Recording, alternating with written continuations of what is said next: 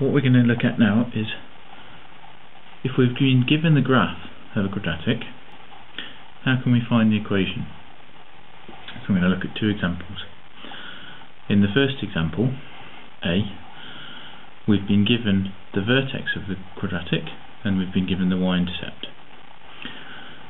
As soon as we see that we've been given the vertex, we should be thinking of completed square form.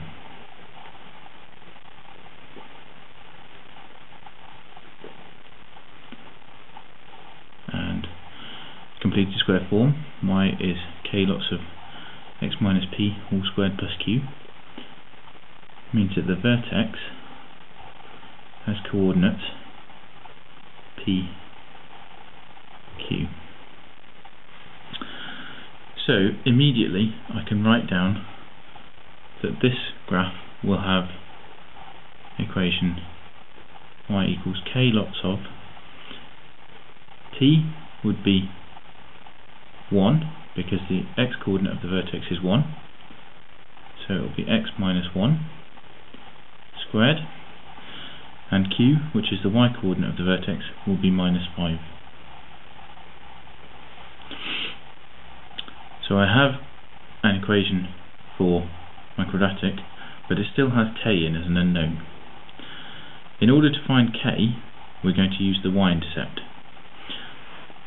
So we can say x equals 0, y equals minus 3, that y-intercept coordinate, that tells us, just by substituting those values into here, that minus 3 is equal to k lots of 0 minus 1 squared minus 5. So minus 3 equals k lots of minus 1 squared, which is 1, minus 5. So k, adding 5 to both sides, is therefore 2.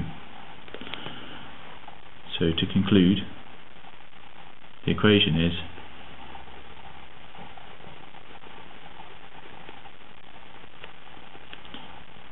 y equals 2 times x minus 1 squared minus 5. Okay, so that's the first example, where the vertex and the y-coordinate y-intercept were given. The second example, we've not been given the vertex now, but we've been given the two x-intercepts and the y-intercept again. So instead of thinking of completed square form, we should now think of factorized form. So let's write down, looking at the two x-intercepts, that we think our answer will be some constant times x minus 1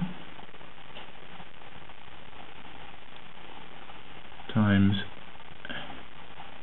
x minus 3. So the factorized form comes from the fact that when x is 1, this bracket would be 0, which makes the whole expression 0, which gives our y value of 0. Similarly, if x was 3, this bracket would be 0, so the whole expression would be 0, which gives us y equals 0, which makes sense with the two intercepts there. So again, we have an equation with a constant unknown in it, but we can use the y-intercept to find that value.